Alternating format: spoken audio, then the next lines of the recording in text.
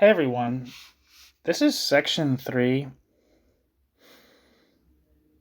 of a chapter from the third chapter, I think, from Baruch Knei-Paz's uh, The Social and Political Thought of Leon Trotsky.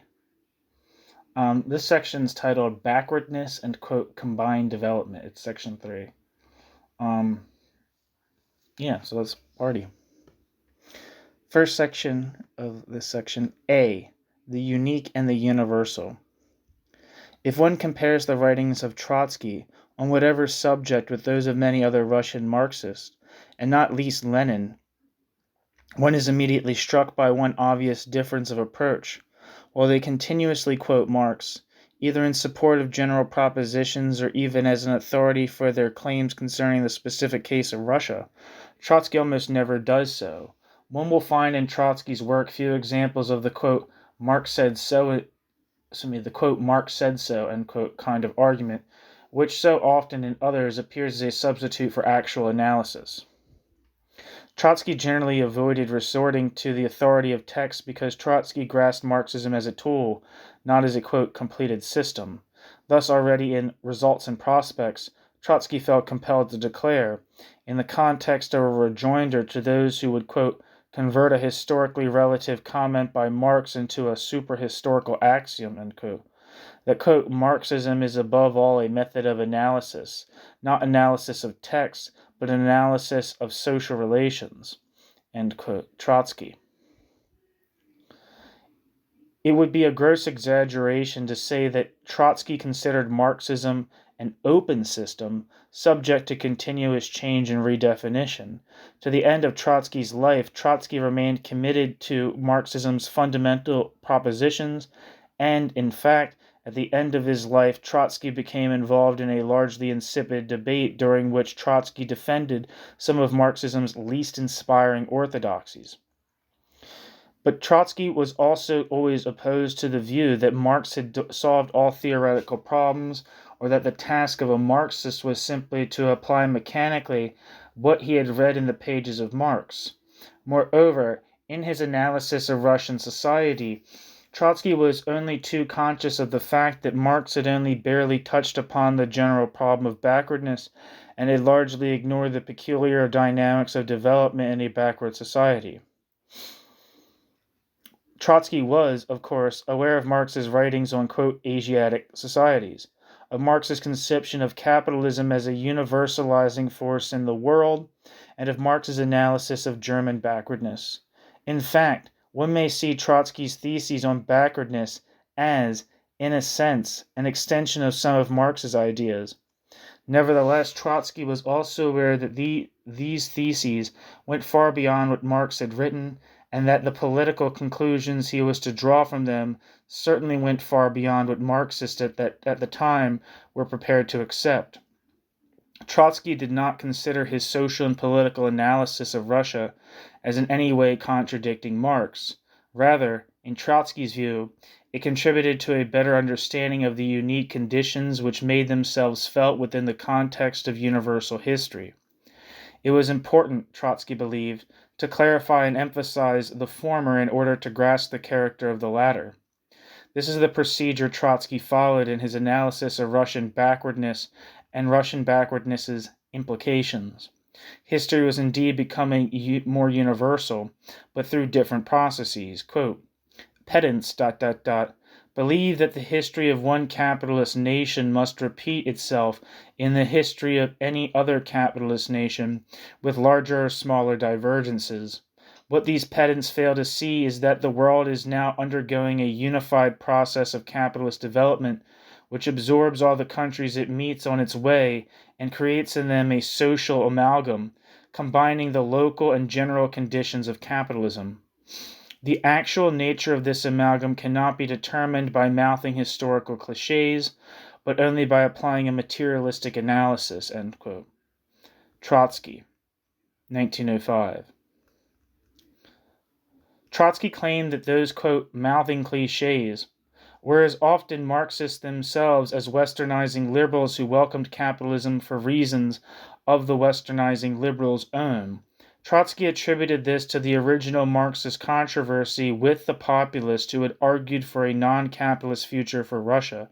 In this controversy, perhaps initially for tactical reason, the Marxists went to the other extreme. Quote, in its struggle with populism, Russian Marxism, demonstrating the identity of the laws of development for all countries, not infrequently fell into a dogmatic mechanization, revealing a tendency to pour out the baby with the bathwater. End quote.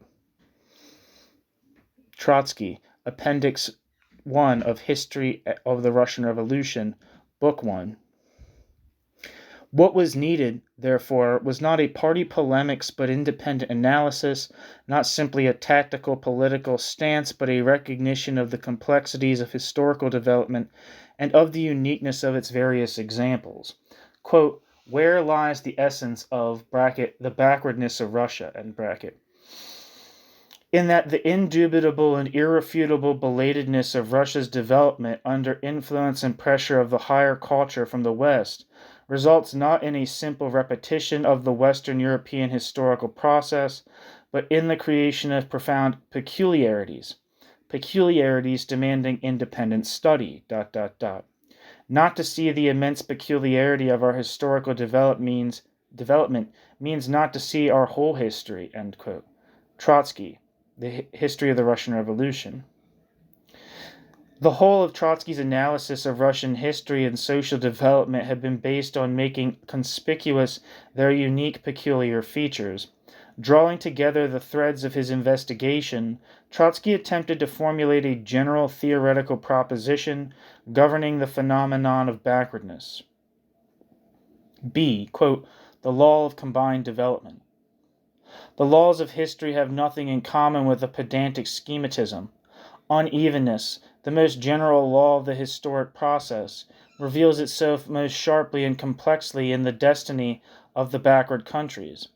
Under the whip of external necessity, their backward culture is compelled to make leaps. From the universal law of unevenness thus derived another law which, for the lack of a better name, we may call the law of combined development. The law of combined development, by which we mean a drawing together of the different stages of the journey. This is a quote. God damn it. Quote. I have to repeat all that. Quote, the laws of history have nothing in common with a pedantic schematism. Unevenness, the most general law of the historical process, reveals unevenness's self most sharply and complexly in the destiny of the backward countries. Under the whip of external necessity, their backward culture is compelled to make leaps. From the universal law of unevenness thus derives another law which, for the lack of a better name, we may call the law of combined development, by which we mean a drawing together of the different stages of the journey, a combining of separate steps, an amalgam of archaic with more contemporary forms. Without this law, to be taken of course in its whole material content, it is impossible to understand the history of Russia, and indeed of any country of the second, third, or 10th cultural class. End quote. Trotsky, History of the Russian Revolution, Book 1. Footnote. Trotsky coined the term, quote, the law of combined development, end quote, only in this and subsequent works, that is, only in the 1930s. I didn't know that. The term combined development itself does not appear in Trotsky's earlier writings. Nevertheless, the concept and idea of, quote, combined development is quite clearly present already in 1905-6, only the actual name for combined development is missing. Consequently, the latter use of the term does not represent a new concept, but simply the naming of an old concept. End footnote. Let us ignore Trotsky's use in this passage, as elsewhere, of the term, quote, law. The term law need not be taken literally, and Trotsky's purpose will be served even if it is seen as designating only a general proposition or observation about historical development. For a critique of the Marxist concept of historical, quote, laws, and for the distinction between a, quote, law and a, quote, trend, see Karl Popper, The Poverty of Historicism.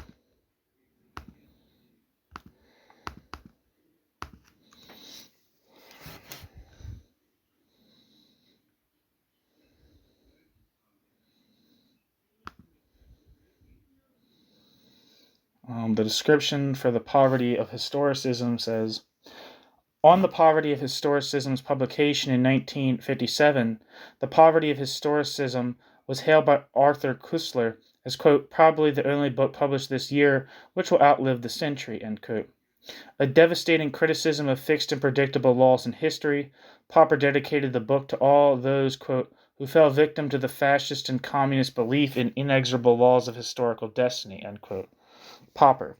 Short and beautifully written, it has inspired generations of readers, intellectuals, and policymakers.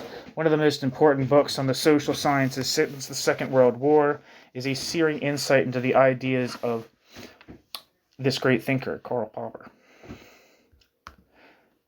Back to the text, end footnote. On this basis, Trotsky's meaning here and in other writings on this subject may be summarized as follows. Footnote. Trotsky discussed the concept of combined development in the following works. History of the Russian Revolution, In Defense of October,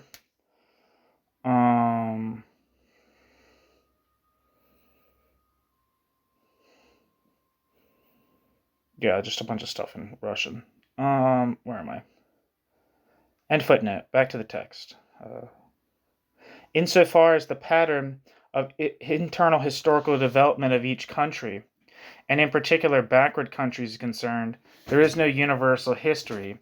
Societies develop in accordance with their own social, economic, cultural, and other origins and characteristics. There is no reason to believe that all, sooner or later, evolve in the same direction on their own.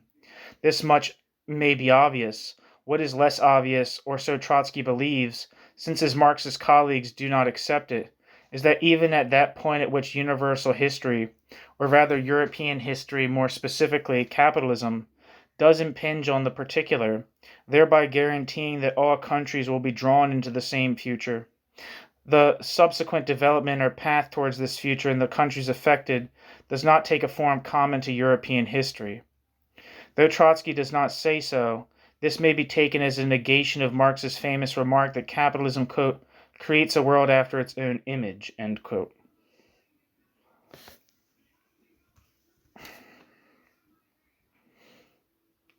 If this is true, it is true for Trotsky only in the sense that the impact of capitalism compels all countries to break out of their egocentricity, to live as well outside their own particular history.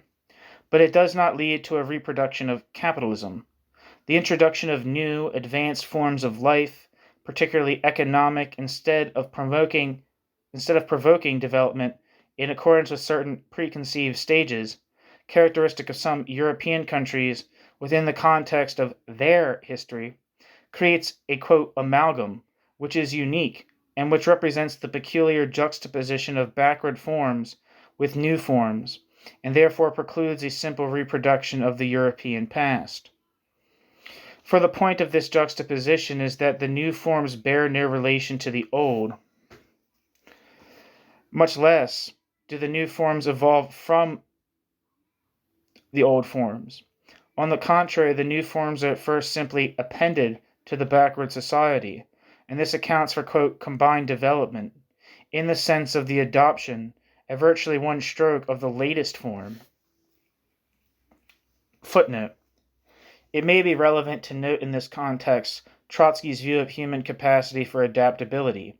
Quote, living beings, including man of course, go through similar stages of development in accordance with their ages. In a normal 5-year-old child, we find a certain correspondence between the weight, size, and the internal organs. But it's quite otherwise with human consciousness. In contrast with anatomy and physiology, psychology, both individual and collective, is distinguished by exceptional capacity for absorption, flexibility, and elasticity. Therein consists the aristocratic advantage of man over his nearest zoological relatives, the apes. The absorption and flexible psyche confers on the so-called social, quote, organisms, as distinguished from the real, that is, biological organisms, an exceptional variability of internal structure as a necessary condition for historical process, end quote. Trotsky.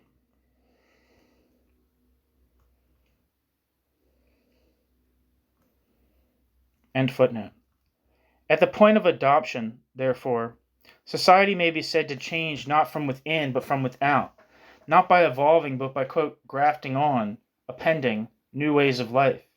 If this is the case, then the notion that each society must experience the same processes in order to arrive at the same result is based on a misunderstanding because, in effect, there are no processes or stages as yet but only a leap. In appending new forms, the backward society takes not their beginnings, nor the stages of their evolution, but the finished product itself. In fact, it goes even further. It copies not the product as the product exists in the product's countries of origin, but its, quote, ideal type, and is able to do so for the very reason that it is in a position to append instead of going through the process of development. This explains why the new forms in a backward society appear more perfected than in an advanced society, where the new forms are approximations only to the, quote, ideal, for having been arrived at piecemeal and within the framework of historical possibilities. Put another way, this means that a backward society can, quote, exploit or take advantage of the history of the advanced. The backward society need not repeat the mistakes, the tribulations of trial and error, which are the lot of those who are first in history and, for being first, do not know exactly where they are headed nor how to get there. The backward society need not grope in the dark. The backward society enjoys the fruit of others' labor. Taking the finished product, the backward society perfects the finished product, and by perfecting the finished product, the backward society may also outstrip the backward society's predecessors, a paradox not unknown in history. Quote, although compelled to follow after the advanced countries, a backward country does not take things in the same order. The privilege of historic backwardness, such a privilege exists, permits, or rather compels, the adoption of whatever is ready in advance of any specified date, skipping a whole series of intermediate stages. Savages throw away their bows and arrows for rifles all at once, without traveling the road which lay between those two weapons in the past. The European colonists in America did not begin history all over again from the beginning. The fact that Germany and the United States have now economically outstripped England was made possible by the very backwardness of their capitalist development. End quote. Trotsky. History of the Russian Revolution, Book 1. Footnote. On Trotsky's view that being first in industrialization, as in the case of England, may prove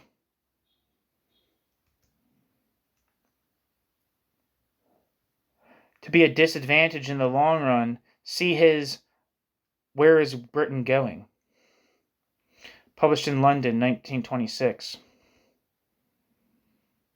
End footnote.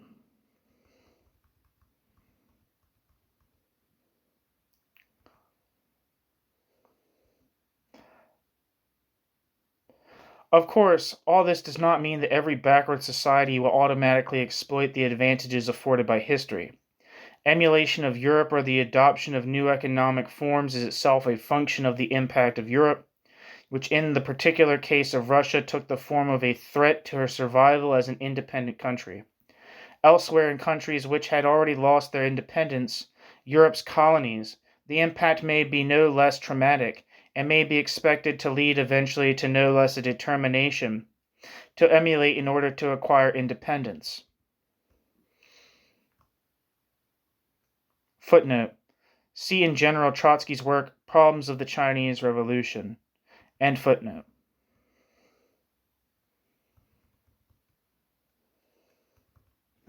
In each case, the, quote, amalgam will be different depending on the local, quote, ingredients, but the phenomenon of, quote, combined development will always emerge.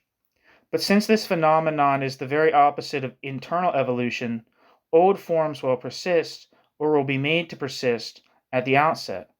The example of Russia showed this clearly, and Trotsky believed in three different, though not unrelated spheres.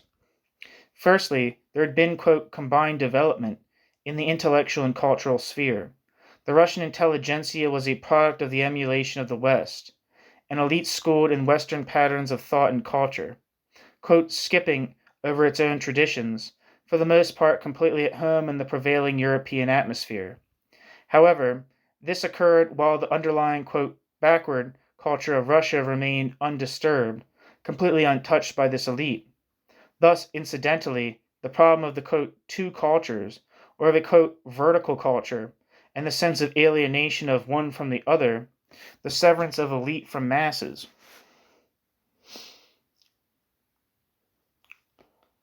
Footnote. See the appendix to Trotsky's Stalin.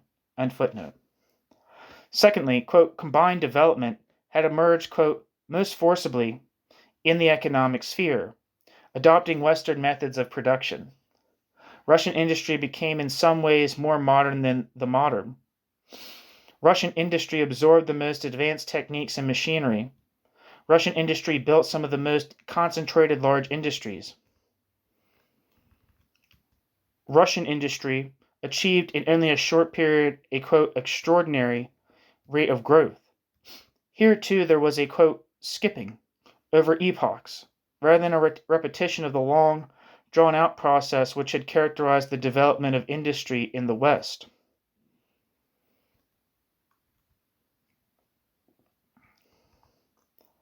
And here, too, the fundamental economic character of the country as a whole remained largely unaffected. The peasant, agriculture, primitive methods of working the land, together with rural poverty and destitution, all these combined to dominate the general economic picture. Finally, there had been, quote, combined development in the social sphere, rapid urbanization and the emergence of a proletariat before a bourgeoisie, while, concurrently, the old nobility retained its social position, and the old political structure, the autocracy, retained its power. Again, this was an example of, quote, archaic forms of coexisting with, quote, contemporary ones.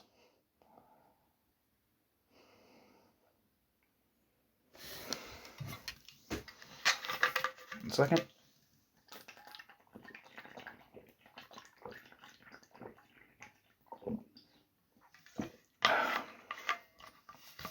Yet such coexistence is, and must be, only temporary. It characterizes the initial period during which, quote, combined development is taking place. The irony of, quote, combined development, of the advantages of backwardness, is that it also accelerates the forces of social disintegration. The juxtaposition of the old and the new becomes ultimately unbearable, for two reasons. Firstly, because the old is now clearly seen to be inferior. Secondly, because the new, though not having evolved from society, now affects it by introducing into its own consequences. In the case of the first reason, the pressure for doing away with the old must increase amongst those who are still subject to it. Rationally, this should evoke a welcome response amongst those who first introduced the new, since the remnants of backwardness prevent the full exploitation of a country's potential. But as in the case of Russia, this would also mean undermining their own position. However, it is the second reason, the, quote, byproducts unleashed by the new, primarily economic forms, which is finally responsible for the disintegration of the society. Economics has its own momentum. New methods demand new social arrangements so that new segments of society are created and others are uprooted. Some are catapulted to the very forefront of the new economic methods. Others are undermined by them. Still others experience a radical change in expectations, though without any real possibility of their fulfillment. Quote, combined development now issues in a vicious circle. The more pronounced it is, the more contradictions it creates, and the more it makes necessary the resolution. Politics and society lag behind economics, but economics is continually undermining the old character of politics and society. Sooner or later, the vicious circle will be broken. The contradictions will become intolerable, the antagonisms aggravated, the incompatibilities unresolvable within the existing framework. Economics will unhinge the delicate social balance, and this will make the political structure vulnerable. Backwardness, once the characteristic of a stagnant but relatively stable society, will have become the source of instability, change, and finally, revolution. In fact, the peculiar nature and dynamics of this kind of backwardness will have, quote, made revolution inevitable, end quote. Trotsky. And this, too, according to Trotsky, will take the form of a new, combined, quote, amalgam. Footnote. In a work first published in 1915, Thorstein Veblen spoke of the, quote, merits of borrowing and of the, quote, penalty of taking the lead, unquote, in explaining the relative industrial advance of Germany vis-a-vis England. Veblen's thesis is clearly affiliated to Trotsky's idea of, quote, combined development, especially to the notion of the advantages of backwardness. See Thorstein Veblen's Imperial Germany and the Industrial Revolution.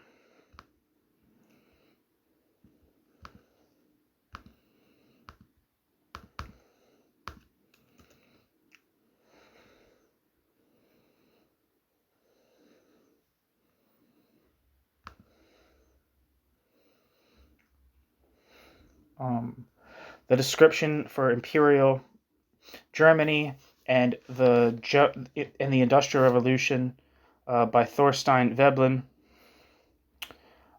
says, although Imperial Germany, the book, was begun before the United States entered World War I, little in Imperial Germany and the Industrial Revolution, however, relates to that particular conflict. Rather, Imperial Germany and the Industrial Revolution is in large part a study of the divergences in cultural development between the English-speaking peoples and the German-speaking peoples, and of the consequences this produced in economic and social spheres. Suppressed by war censors, Imperial Germany and the Industrial Revolution was again released after the war and has assumed a place as a major contribution to economics and sociology alike. The comments on Imperial Germany and the Industrial Revolution have scarcely been altered by time. Charles A. Beard noted that, quote, Veblen wrote for the centuries, not for the days, and Veblen's Imperial Germany ranks with his immortal theory of business enterprise, end quote. Wesley C. Mitchell, reflecting on Imperial Germany and the Industrial Revolution during World War II, wrote that, quote, the natural causes that made Imperial Germany efficient are still at work under the Nazi regime, and the forecasts that proved sound once may do so again, end quote. Wesley C. Mitchell. Lewis Mumford called Imperial Germany and the Industrial Revolution, quote, still the best picture of the residual barbarisms in German civilization, the soil out of which Nazism grew, end quote. Lewis Mumford. This new edition is graced with a brilliant and insightful opening essay that is at once a commentary on Veblen's volume and a statement of the historic status of the German economy and society, written by Otto G. Meyer, director in a leading German, quote, think tank, HWWA, Institute for Wirtschaftsforschung Hamburg, editor of Intereconomics, a journal issued in English, and an author of major policy statements on economic and social issues.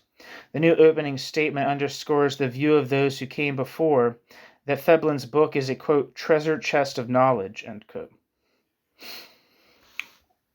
Back to the text and footnote, and that's the end of the section. Thank you so much for listening.